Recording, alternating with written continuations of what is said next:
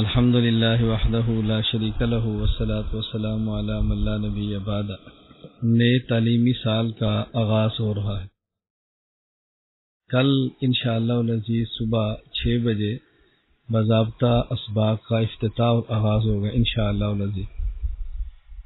اس موقع پر میں چند ایک باتیں آپ کی خدمت میں عرض کرتا ہوں، اس پر ہم سب پابندی سے عمل کرنے کی کوشش کریں۔ سب سے پہلی بات جو میں ہمیشہ عرض کرتا ہوں کہ دین کا کام کرنے والوں کو اس بات کا استحضار بہت ضروری ہے کہ یہ کام ہم کرتے نہیں ہیں، اللہ تعالی ہم سے یہ کام لیتے ہیں۔ اللہ رب العزت چاہیں تو بندہ کام دین کا کرتا ہے، اللہ تعالی نہ چاہیں تو بندہ دین کا کام نہیں کرتا۔ اس کو اللہ تعالی کا انتخاب سمجھے۔ جب یہ بات ذہن میں آئے گی تو پھر اگر کوئی اچھا سبق پڑھاتا ہے، اگر آواز اچھی ہے، لہجہ اچھا ہے، صلاحیت اچھی ہے اور افہام کی اللہ نے طاقت اس کے پاس ہے، تو اس پر وہ اکڑتا نہیں ہے، عجب کا شکار نہیں ہوتا، بلکہ اللہ تعالیٰ کا مزید شکر ادا کرتا ہے کہ اللہ تیرا احسان ہے کہ آپ نے مجھے فہم سمجھنے کی صلاحیت دی ہے، تفہیم سمجھانے کی صلاحیت دی ہے، کہ اللہ تیرا کرم ہے کہ آپ نے مجھے میرے گناہوں کے باوجود اس کام کے ساتھ جوڑا ہے۔ تو سب سے پہلے استحضار رکھیں کہ کام اللہ کا ہے اور اپنا کام اللہ جس سے چاہتے ہیں اسی سے دیتے ہیں۔ اگر ہمارا کام ہو، ہم اپنا کام ہر کسی سے نہیں لیتے بلکہ سمجھتے ہیں، مشورہ کرتے ہیں۔ اللہ تعالیٰ کو تو مشوروں کی بھی حاجت نہیں، اللہ تعالیٰ سب چیزیں جانتے ہیں۔ تو نمبر 1 استحضار ہونا چاہیے کہ اللہ پاک کا شکر ادا کریں کہ اللہ تیرا احسان ہے کہ آپ نے ہمیں اس دین کے کام کے لیے قبول فرمایا۔ دوسری بات، کام جتنا اچھا ہو اس کام کے آداب اتنے اہم ہوتے ہیں۔ اب اگر کوئی شخص مسجد کے اندر ہو اور گناہ کرے تو گناہ کی نوعیت بدل جائے گی، اگر وہی گناہ بازار میں کرے تو اس کی نوعیت بدل جائے گی۔ تو یہ ذہن میں رکھیں کہ ہم ہر وقت دینی ادارے میں رہتے ہیں، ہر وقت دینی کام کرتے ہیں۔ اگر ہم دینی ادارے میں دینی کام کرتے ہوئے معاصی اور گناہ کریں گے تو اب گناہ کی نوعیت الگ ہوگی۔ کالج کا، اسکول کا اگر کوئی استاذ گناہ کرے اور کالج اسکول میں کرے اس کی نوعیت الگ ہے، اور دین کا مدرس، معلم دینی ادارے میں گناہ کرے تو اس کی نوعیت بالکل الگ ہے۔ اس کو ہمیشہ ذہن میں رکھیں کہ اگر کام بڑا ہے تو اس کام کے آداب بھی بہت اہم ہیں۔ ہم بسا اوقات غفلت کر جاتے ہیں اور غفلت کی وجہ سے اس طرف ذہن متوجہ نہیں ہوتا اور پھر ہم آداب کا خیال نہیں کرتے۔ تیسری بات، جب آدمی کام کرتا ہے تو کام کرنے والے کو یہ ذہن میں رکھنا چاہیے اگر دین کا کام کرنے میں مخلص ہے اور وہی دین کا کام دوسرا بندہ کرتا ہے اور کام کرنے والے کو خوشی ہوتی ہے، اس کا معنی یہ ہے کہ دین کے کام میں مخلص ہے۔ اور اگر وہی کام دوسرا کرے اس کو خوشی نہ ہو تو اس کا معنی یہ ہے کہ اس کو دین کے کام کے ساتھ اخلاص نہیں ہے، مخلص نہیں ہے۔ میں اس پر ایک چھوٹی سی بات عرض کرتا ہوں، شاید بہت بڑی ہوگی لیکن آپ کے علم کے اعتبار سے شاید بہت چھوٹی ہو۔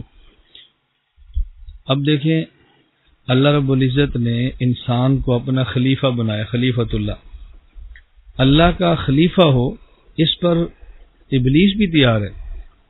خلیفۃ اللہ ہونے پر ابلیس کو اعتراض نہیں ہے۔ ابلیس کو تکلیف یہ تھی کہ خلیفۃ اللہ مجھے ہونا چاہیے تھا، آدم کیوں ہے؟ خلیفۃ اللہ ہونے پر ابلیس کو اعتراض نہیں ہے، آدم کے خلیفۃ اللہ بننے پر اس کو تکلیف ہوئی ہے۔ اب دیکھیں، اگر میں ایک کام کرتا ہوں اور یہی کام دوسرا کرتا ہے اور میں خوش نہیں ہوتا تو یہ ابلیسی اور شیطانی مزاج ہے۔ میں چاہتا ہوں دین کا کام ہو لیکن میرے ذریعے ہو، یہ دین کا کام ہے اور فلاں کے ذریعے مجھے تکلیف اور حسد ہے، تو یہ شیطانی مزاج ہے۔ یہ اہم بات، اس کو ہمیشہ ہمیں سمجھنا چاہیے۔ اگر ہم ایک کام کرتے ہیں اور یہی کام دوسرا مدرسہ بھی کرتا ہے، یہی کام دوسرا ادارہ بھی کرتا ہے اور ہم سے بہتر کرتا ہے تو اس کے بہتر پر ہمیں خوش ہونا چاہیے، پریشان نہیں ہونا چاہیے۔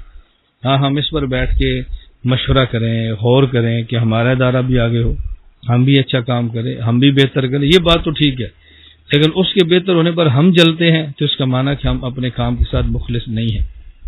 نمبر 4، جو ہمارے اساتذہ ہیں، ہم طلباء کو پڑھاتے ہیں، ہر استاذ کی واقعتاً یہ خواہش ہوتی ہے کہ میرے طالب علم کا علم بھی پختہ ہو اور میرے شاگرد کا عمل بھی مضبوط ہو، یہ میرا آخرت میں بھی ذخیرہ بنے اور دنیا میں بھی میری نیک نامی کا سبب بنے۔ کوئی استاد بھی نہیں چاہتا کہ میرا طالب علم علمی اعتبار سے کمزور ہو یا بد عمل بد کردار ہو، میری بدنامی کا سبب ہو، آخرت میں میرے مواخذے کا ذریعہ بنے، کوئی بھی نہیں چاہتا۔ ہر استاد چاہتا ہے کہ میرا شاگرد علماً عملاً یہ آگے بڑھے، لیکن سوال یہ ہے کہ بڑھے کیسے؟ اس کی ایک صورت یہ ہے کہ استاد خود عمل نہ کرے اور طالب علم کو عمل کی ترغیب دے اور یہ خواہش ہو طالب علم نیک ہو جائے، اور دوسری صورت یہ ہے کہ اس کو سمجھائے کم اور عمل خود کرے، اس کا طالب علم پر اثر زیادہ ہوتا ہے۔ تو ہم طلباء کو زبان سے سمجھانے کی بجائے عمل سے سمجھانے کی کوشش کریں۔ ہم چاہتے ہیں کہ ہمارے طلباء نوافل کا اہتمام کریں، تو ہم کریں گے تو طالب علم کرے گا۔ ہم چاہتے ہیں طلباء تلاوت کریں، ہم کریں گے تو طالب علم بھی کرے گا۔ ہم چاہتے ہیں کہ طالب علم مطالعہ کرے، ہم کریں گے تو طالب علم بھی کرے گا۔ اگر فجر کی نماز میں 5 منٹ باقی ہوں اور استاد مسجد کے ساتھ چارپائی پہ سویا ہو اور طالب علم کو یہ کہ تم تہجد پڑھو، تو یہ مذاق ہی ہو سکتا ہے، اس کے علاوہ اس کو کیا کہہ سکتے ہیں؟ تو اس لیے میں گزارش کر رہا ہوں اس بات کا ہم اہتمام کریں، اپنی عملی زندگی کو ٹھیک کریں۔ مجھے آج ہی ایک ساتھی کا ہندوستان سے میسج آیا کہ مجھ سے بیعت ہیں، عالم ہیں، ہمارے اسباق شروع ہو رہے ہیں، تو اسباق کے آغاز پر ہمیں کوئی ہدایات دیں کہ ہم کس طرح طلباء کو سنبھالیں، کس طرح طلباء کی تربیت کریں۔ تو میں نے ان سے گزارش کی آپ طلباء کی تربیت سے زیادہ اپنی تربیت پر غور فرمائیں، بس آپ کی تربیت ہوگی تو طالب علم کی تربیت بھی ہوگی۔ اس کے لیے ہمارا یہ ذہن بننا چاہیے۔ آج ہم بار بار کہتے ہیں نا درسگاہیں بانجھ ہو گئی ہیں اور یہاں پر یہ نہیں پیدا ہوتا، فلاں نہیں ہوتا۔ درسگاہیں بانجھ نہیں ہیں، آج بھی علماء، خطباء، مدرسین، مناظر، مجاہد اور شیوخ طریقت، محدث، مفسر، فقیہ ان درسگاہوں سے پیدا ہو سکتے ہیں، لیکن مسند پر استاد کے ایسا ہونا یہ بہت ضروری ہے۔ مسند پر امام اعظم ابو حنیفہ ہو تو امام محمد، امام ابو یوسف، امام ظفر، امام حسن، یہ ٹیم تیار ہوتی ہے۔ امام ابو حنیفہ ہو تو پھر شاگرد بنتے ہیں۔ مسند پر شیخ الہند ہو تو پھر مولانا حسین مدنی اور مولانا اشرف علی تھانوی، حضرت مولانا الیاس، مولانا شبیر احمد عثمانی، علامہ کشمیری، پھر ایسے لوگ تیار ہوتے ہیں۔ تو مسند پر بندہ مضبوط ہو نا تو پھر نیچے سے شاگرد تیار ہوتے ہیں، مسند پہ کمزور ہو شاگرد تیار نہیں ہوتے۔ اس لیے میں آپ حضرات سے گزارش کروں گا کہ ہمیں اپنی مسند کو مضبوط کرنا چاہیے، اپنا مطالعہ مضبوط کریں، اعمال پر پوری توجہ دیں، تو انشاءاللہ طلباء مطالعہ بھی فرمائیں گے، طلباء توجہ بھی دیں گے۔ ہم چاہتے ہیں کہ طالب علم بد زبان نہ ہو، اس کی ضروری ہے کہ استاد بد زبان نہ ہو۔ جب ہم کلاس میں طالب علم کو ڈانٹنے کے لیے خبیث کہیں گے تو وہ طالب علم آگے دوسروں کو بھی خبیث ہی کہے گا۔ جب ہم کلاس میں بار بار گدھا کہیں گے طالب علم دوسروں کو پھر گدھا ہی کہے گا۔ جو سبق پڑھنا ہے اس نے وہی پڑھانا ہے۔ اور مجھے بہت اچھی طرح یاد ہے، ہمارے ساتھ ایک ساتھی تھے تو ان کے ایک تقیہ کلام تھا، جب بھی کسی کو ڈانٹنا کہتے او مسلمان آدمی، او مسلمان آدمی۔ اب دیکھو تقیہ کلام کہتے او مسلمان آدمی، اور ہمارا کیا ہوتا ہے او بے شرم، او بے حیا، کچھ خیال کیا ہوتا۔ تو جب بار بار استاد ہی جملے کہے گا تو شاگردوں نے یہی بات آگے بیان کرنی ہے نا، اور کیا کریں گے؟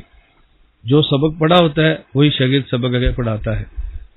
تو اگر ہم چاہتے ہیں کہ طلباء کی تربیت ہو، اس کے لیے ہمیں اپنی تربیت پہ غور کرنا چاہیے۔ ہماری خواہش ہے کہ بیت الخلاء طلباء صاف کریں۔ طلباء صاف کر سکتے ہیں، ہم کیوں نہیں کر سکتے؟ ہم کیوں نہیں کر سکتے؟ وجہ وہی بیت الخلاء طلباء استعمال کرتے ہیں، وہی ہم استعمال کرتے ہیں۔ طالب علم استعمال کرے، ہم نہیں۔ طالب علم بھی کون ہے؟ جو دورہ حدیث کر کے آیا ہے، تخصص کے لیے آیا ہے، اور دورہ حدیث کر کے آنے والے واقعتاً، میں آپ کی بات نہیں کرتا، میں اپنی بات کرتا ہوں، بعض ایسے ہیں جو مجھ سے باصلاحیت ہوتے ہیں، ان کا مطالعہ مجھ سے زیادہ ہوتا ہے، علمی لیاقت مجھ سے مضبوط ہوتی ہے، بس اللہ کا نظام ہے کہ اللہ پاک ان کو ہماری شاگردی میں لا کر بٹھا دیتے ہیں. اب مجھے یہ فکر ہے کہ وہ صاف کرے، میں کیوں نہیں کرتا. میں اس لیے آپ کی خدمت میں عرض کرتا ہوں کہ ہم اپنا مزاج بنائیں، بیت الخلاء کی صفائی کا، اپنے کمروں کی صفائی کا، اپنے مدرسے کی صفائی کا، اپنے کپڑوں کی صفائی کا. یہ جو ہمارا مسلسل ایک مزاج بنتا ہے نا، استاد کے کپڑے بھی طالب علم نے دھونے ہیں، برتن بھی طالب علم نے دھونے ہیں، کھانا بھی طالب علم نے لانا ہے، اور کر سکتے ہیں پھر بھی نہیں کرتا، تو یہ آگے خدمت کا جذبہ اسی طرح طلبہ منتقل ہوتا ہے، وہ اسی طرح کے پھر بنتے ہیں. میں آپ کو قطعا نہیں کہہ رہا کہ آپ بیت الخلاء صاف کریں، میں آپ کو قطعا نہیں کہہ رہا کہ آپ لوگ مدرسے کا جھاڑو دیں، میں آپ کو یہ کام نہیں کہہ رہا، لیکن میں کہہ رہا ہوں کہ اس پہ غور ہمیں ضرور کرنا چاہیے. اگر ہم یہ کر سکتے ہیں تو طلبہ کو کہنا بہت آسان ہے. اور ایک مرتبہ رات اٹھ کے استاد بیت الخلاء صاف کرے اور طالب علم استاد کو بیت الخلاء صاف کرتا دیکھ لے، یہ ہو نہیں سکتا کہ صبح طلبہ بیت الخلاء صاف نہ کرے. میں اس لیے گزارش کرتا ہوں، میں نہ اس کا حکمن عرض کر رہا ہوں، نہ آپ کو کچھ کہہ رہا ہوں، آپ اس کو نہ مشورے میں رکھا ضرور کریں، کم از کم مہینے میں ایک مرتبہ، 2 مہینے میں ایک مرتبہ بھی اساتذہ صفائی کریں، اساتذہ صفائی کریں. آپ اس کے مثبت نتائج دیکھنا اور اپنے اوپر نفس پہ چھری کتنی چلتی ہے آپ خود محسوس کریں. اچھا یہ تکلیف ایک بار ہوگی، ایک بار بہت عجیب لگے گا، میں خدمت کر رہا ہوں، میں خدمت کر رہا ہوں، میں خدمت کر رہا ہوں. ایک مرتبہ جب 1-2 مرتبہ کریں گے نا تو پھر راحت اتنی قلب محسوس کرے گا، دل کرے گا یار ہم خدمت خود کریں. تو میں یہ بات اس لیے عرض کر رہا ہوں، میں تھوڑا سا اس کا اہتمام کرنا چاہیے. ہماری خواہش ہے کہ طلبہ قرآن کریم کی تلاوت کا اہتمام کریں. آپ دیانتداری سے سوچیں، خلوت میں سوچیں. میں سوچوں کہ میں قرآن کریم کا حافظ ہوں، میں سال میں کتنے قرآن کریم مکمل کرتا ہوں. میں حافظ ہوں، میں اوابین میں تہجد میں قرآن پڑھتا ہوں. میں نہیں پڑھتا، طالب علم کو ترغیب تو دینی چاہیے، لیکن میرا ضمیر مجھے ملامت کرتا ہے اور ایک اندر جنگ شروع ہو جاتی ہے کہ یار آپ خود کیوں نہیں کرتے، آپ خود کیوں نہیں کرتے. اس کا ہمارے پاس کوئی جواب نہیں ہوتا. میں گزارش کروں گا، آخری گزارش کا خلاصہ یہ ہے، ہم اپنا مزاج بنائیں خدمت کا، اپنا مزاج بنائیں صفائی کا، اور اپنا مزاج بنائیں اعمال کا. اس سے انشاءاللہ طلبہ پر اثر پڑے گا، اور طلبہ پر نہ بھی اثر پڑے تو ہم خود تو ٹھیک ہوں گے نا، ہم خود تو ٹھیک ہوں گے. اور 5ویں بات یہ آپ ذہن نشین فرما لیں اور اس کا استحضار کیا کریں. دیکھیں ہم اللہ کی عجیب شان ہے، ایک آدمی مزدوری کرتا ہے تنخواہ لیتا ہے، صفائی کرتا ہے تنخواہ لیتا ہے، اور محنت کرتا ہے تنخواہ لیتا ہے. ہم قرآن پڑھاتے ہیں تنخواہ لیتے ہیں، نمازیں پڑھاتے ہیں تنخواہ لیتے ہیں، دین پڑھاتے ہیں تنخواہ لیتے ہیں. سوچنے کی بات یہ ہے ہم دین تنخواہ کے لیے نہیں پڑھاتے، اللہ کے لیے پڑھاتے. لوگ دنیا کے لیے کام کرتے ہیں اور دنیا لیتے ہیں، اور ہم اللہ کے لیے کرتے ہیں اور پھر بھی اللہ دنیا دیتا ہے. یعنی کتنا عجیب اللہ پاک کا نظام ہے. پنکھا چل رہا ہے، اس کا بل آنا ہے اور لوگوں نے دینا ہے. دسترخوان لگے گا، ہم نے کھانا کھانا ہے اور لوگوں نے، اور ہم کرتے کیا ہیں؟ نماز، تلاوت، تدریس، پڑھنا پڑھانا. یہ تنخواہ نہ ملے تو بندہ پھر بھی کرتا ہے، لیکن اللہ نے ہمارا نظام ایسا بنایا ہوا ہے کہ ہم اللہ کے لیے کام میں لگے ہیں، اور ہمارے رزق اور معاش کا ذریعہ بھی اللہ پاک انتظام فرماتے ہیں. اب اس پر جو بات میں سمجھانا چاہتا ہوں یہ کہ یہ ضرور ہم سوچیں کہ ہمیں دین کا کام کرنے کی وجہ سے لوگ دیتے ہیں، اب ہم دین کا کام کیوں نہیں کرتے؟ اب ہمارے مزاج میں کوتاہی کیوں ہے؟ اب ہمارے مزاج میں سستی کیوں ہے؟ اس کا بہت اہتمام کریں. اور چھٹی میری آپ سے گزارش یہ ہے کہ جس آدمی کے ذمے جو کام ہو وہ اپنے کام پر توجہ دے، اپنے کام کو مضبوط کرے، اور جو دوسرے کا کام ہے اس پر نہ تنقید کرے، نہ اس پہ نگاہ رکھے، نہ اس پہ تبصرے کرے. اگر کوئی دوسرے کا کام ایسا ہے جو آپ سمجھتے ہیں کہ نقصان دہ ہے ادارے کے لیے، تو پھر متعلقہ بندے تک اس کی اطلاع پہنچائے. اور اطلاع بھی شکایتی اور جاسوس یہ بن کر نہیں، خیر خواہی کے جذبے میں کہ استاد جی اس سے یہ نقصان ہو رہا ہے، آپ ذرا خیال فرمائیں، یا جیسے آپ مناسب سمجھیں اجلاس میں بیعت کہہ دیں، عمومی بات کہہ دیں، کچھ کی ترتیب ہونی چاہیے. اپنے کام پر توجہ دیں، دوسرے کے کام کو چھوڑیں. اور 7ویں بات یہ ذہن نشین فرما لیں کہ ہم میں سے جتنے بھی اساتذہ ہیں، اگر آپ چاہیں تو خود طے کر لیں. اگر آپ خود نہیں طے کرتے تو انشاءاللہ العزیز آئندہ اجلاس میں میں خود طے کروں گا. مشورے میں رکھ لیں.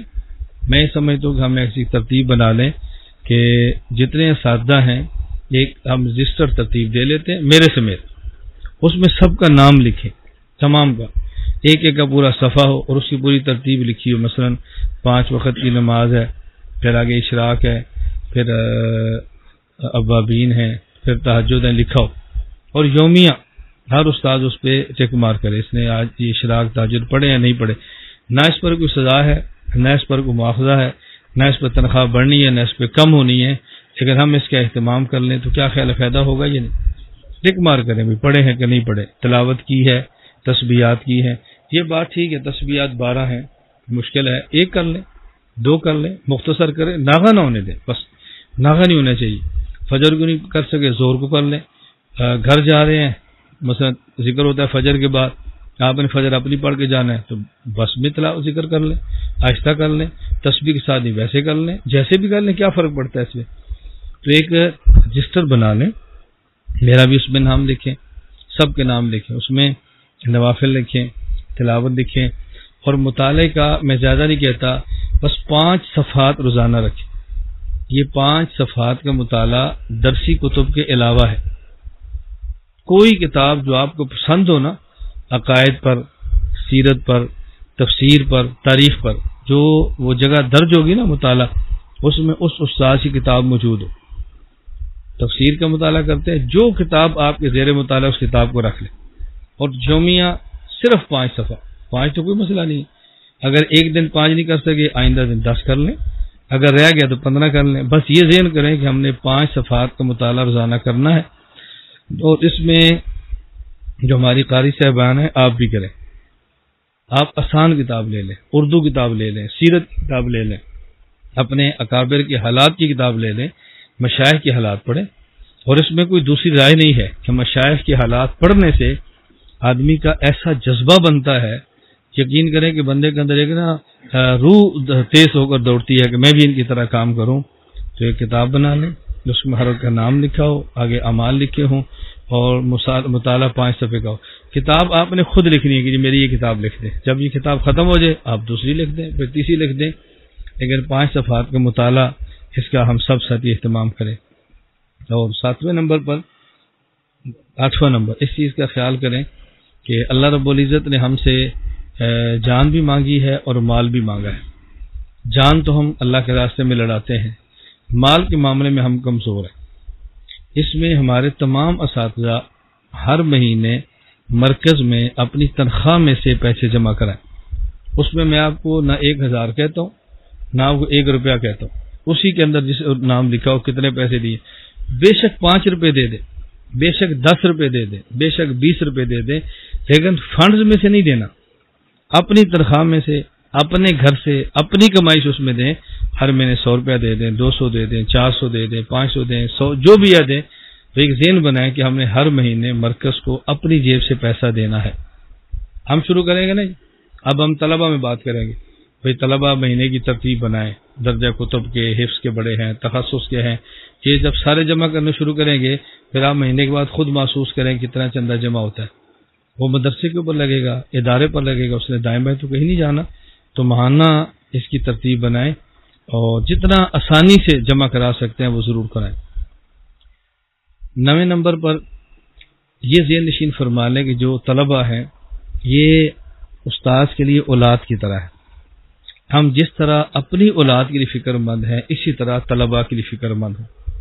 اگر کوئی طالب علم غریب ہے، استاذ اپنی جیب سے خرچ کرے، تنخواہ کم ہے، جیب سے خرچ نہیں کر سکتا، تو اس طالب علم سے وعدہ نہ کریں، اس کو بتائیں مت. آپ مفتی شبیر صاحب کو یا مولانا ارشد صاحب کو، مولانا ارشد صاحب ٹھیک ہے درجہ کتب کے، ہم مولانا ارشد صاحب کو بتا دیں کہ مولانا صاحب ہماری کلاس میں 10 طالب علم ہیں، ان میں ایک طالب علم غریب ہے اور اس کے بعد خرچہ نہیں ہوتا، تو آپ استاد جی سے مشورہ کر لیں، جو ماہانہ مناسب ہے اس کا وظیفہ لگا دیں. لیکن اس کو نہیں بتانا کہ میں تیری سفارش کر رہا ہوں، میں نے کہا ہے. بعض باتیں ایسی ہیں جو منفی رخ پہ چلی جاتی ہیں، اس لیے میں اس کا تذکرہ بھی نہیں کرتا اور آپ کی ذہن سازی بھی نہیں کرتا. ایسے ہوتا ہے اور ایسے ہوا ہے، ایسے ہوتا ہے اور ایسے ہوا ہے، اور اس سے فساد پیدا بھی ہوئے ہیں. اللہ آئندہ فساد سے ہمارے ادارے کو بھی اور بقیہ تمام دینی اداروں کو محفوظ رکھے. وہ ہوتا گیا ہے، ایک استاد دیکھتا ہے کہ طالب علم غریب ہے، اور اس طالب علم سے پہلے کہتا ہے کہ میں تیرے لیے بات کرتا ہوں اور استاد جی سے تیرا وظیفہ جاری کراتا ہوں، پھر مجھے کہہ دیا جاتا ہے۔ اب اگر میں اس کو ماہانہ 3000 دیتا ہوں تو وہ طالب علم ہمارا مشکور نہیں ہوتا، اس استاذ کا ہوتا ہے کہ یار استاد بہت اچھے ہیں، دیکھو مجھے 3000 روپے ماہانہ لے کر دیتے ہیں، اور اس کو اپنی کارگزاری اور اپنی چلاکی میں شمار کرتا ہے کہ میں تجھے 3000 لے کر دیتا ہوں۔